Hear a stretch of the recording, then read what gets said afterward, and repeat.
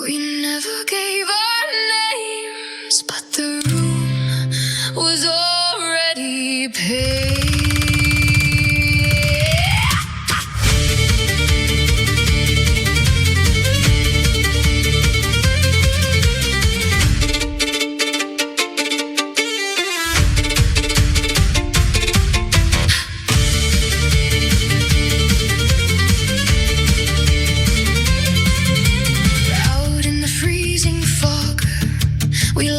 The northern trail, we stumbled on an old inn to ride out storm and gale.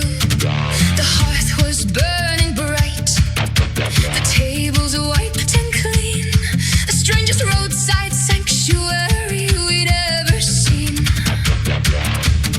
The innkeeper just smiled, pouring something pale. He didn't say be welcome, no, he said you're late, come in.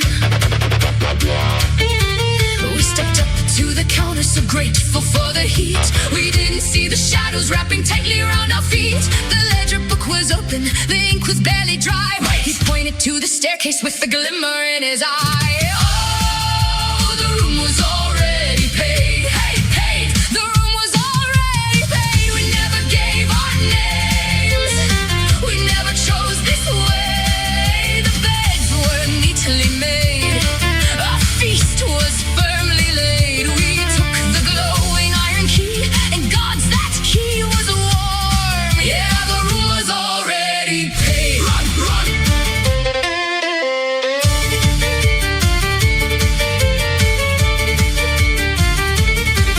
We walked into the hallway, each door a perfect fit.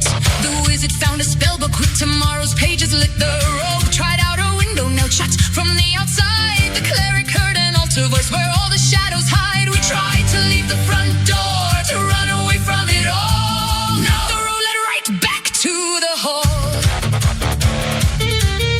We stared at one another, the trap was closing tight. The price was not in gold, it was our names in candlelight. Beside each of our names, a room, a key, a bed. Wait, the bill was signed in red.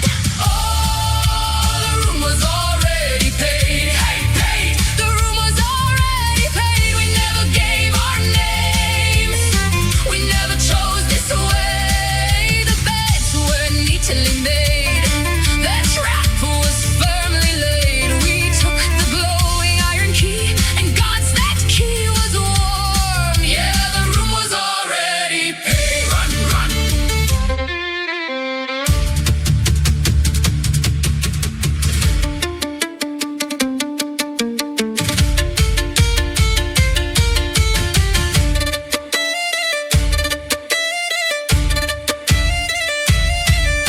But then we heard the crying behind the final door.